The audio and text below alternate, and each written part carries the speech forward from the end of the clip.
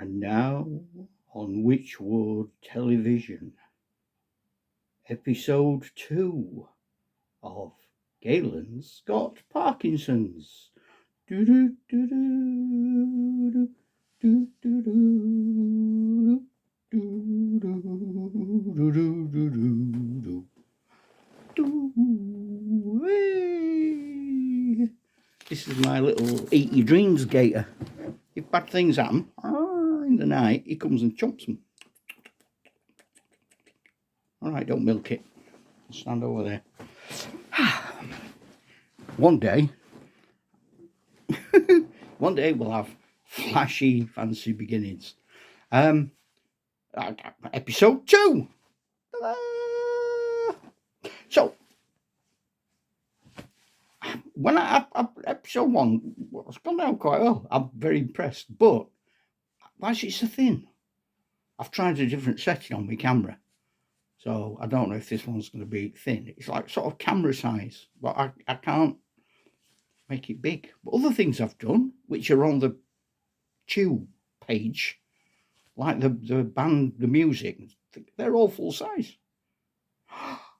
It's a mystery. Anyway, ho hum. Episode 2 strikes me as being quite crucial because it has to be different to episode 1. And it has to be about something, doesn't it? Really. And I thought, should it be about just the game or me or whatever? And then I thought, no, because this is about more than that. The elephant in the room. Elephant in the room is I've got Parkinson's. So that might be worth talking about that. And I thought, oh God, that's dreary. How sad is that? But then when I was setting up, look at this today. That's because I'm not due for a tablet for about another 45 minutes.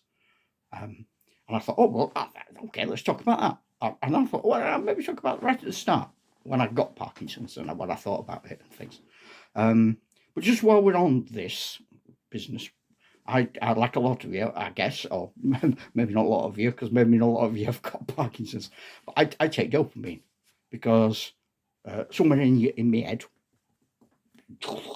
deep down in them recesses, something's gone wrong, and the dopamine people in my head have all gone on strike. They're all working to rule. So the dopamine's not getting where it's meant to be. So I take tablets to pop it up. That is me scientifically explaining what happens when you take a tablet. Your dopamine, like my dopamine now, is down here. And I take a tablet and it goes.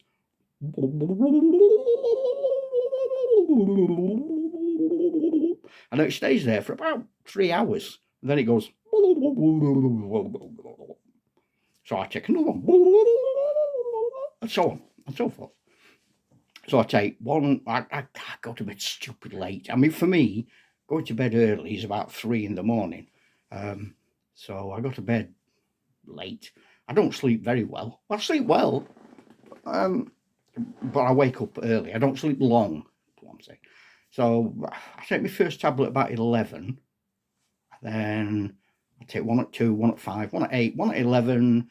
And then just about half an hour before I come to bed, I take what they call a slow release tablet, which sees me through the night, which means I don't wake up full of aches and pains. That's all thanks to the Parkinson's nurse who looks after me wonderfully. And the dopamine is brilliant. So I'll probably talk about what I do to help myself and what other people do for me later on. That's not today. That's not episode 2. So episode 2, I'll talk about how it happened. So about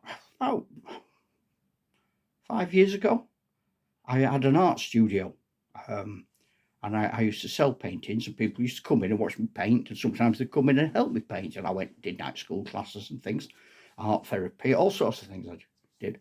And I started to feel trembling in my hand. I wasn't trembling. I could feel something shaky. It felt odd. Now, I associate trembling in my life to quite nice things. A lot of nice things happen just before, during, or after a tremble. This was this, but it was different. I wasn't overly excitable. And then that sort of developed into a weird, twitchy oddness, and I wasn't holding a pen's right, and my writing was getting really small, and I couldn't get lines parallel to each other. And I mean, I used to be able to draw a straight line. I'm not showing off, but I used to just sit like draw a straight line for a horizon without a ruler or anything. Them days are long gone. So I went to the doctors. This is me going to the doctors. And he said, aha, he said, yes, very good. I'm going to send you to a neurologist. I thought, wow, that's good. I don't know what he does, but I want to have a look. So I went to the neurologist. I went a different way. I went like that.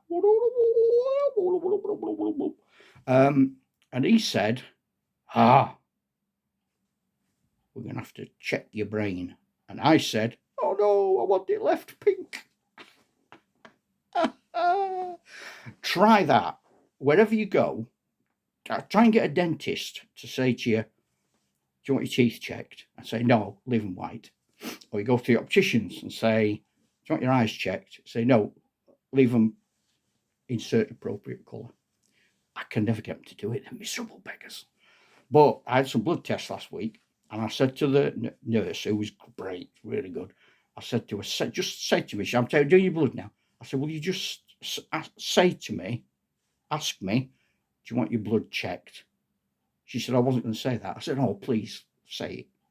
So she said, do you want your blood checked? I said, no, leave it red. That made my day. So just a little test for yourself. Generally speaking, I find medics are not overly humorous. I had an endoscopy and a colonoscopy on the same day, way back. Nothing to do with this. And before I went in, the little guy who was doing all the procedures said to me, have any questions? I said, well, I haven't got a question, but I've got a request. I said, can you do the tube that goes down my throat first? He said, we don't use the same tube. I thought, oh man, grow up. I've got a sense of humour, for goodness sake. And a bypass.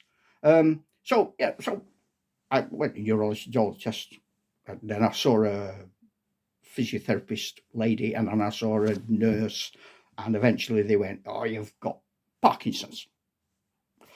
My first reaction was to go, boom. And my second reaction was to think, I'm going to look on the internet and see what that's all about. Because nobody told me. They didn't give me little leaflets or anything. They just went, you got Parkinson's, sort of. And fair enough. They've seen me often. It's not like they ignored me, but I wanted to know more. And I thought, I'm going to look on the internet. Big mistake. First test hint. Do not look on the internet. It'll frighten the bejesus out of you. And for about a year, I was sort of struggling. I couldn't open cans. I was having to get things to help me walk around, and crutches.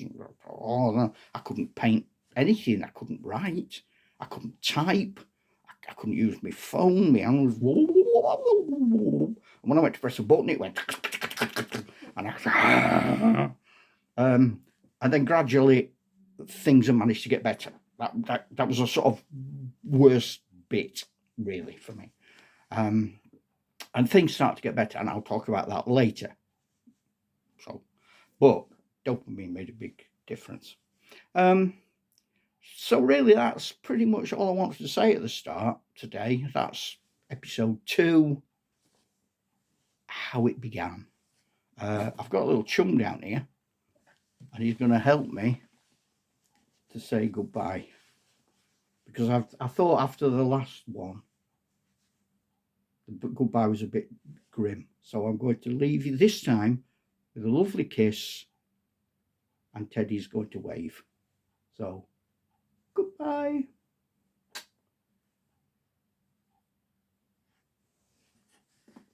Wave to the lovely people, Teddy.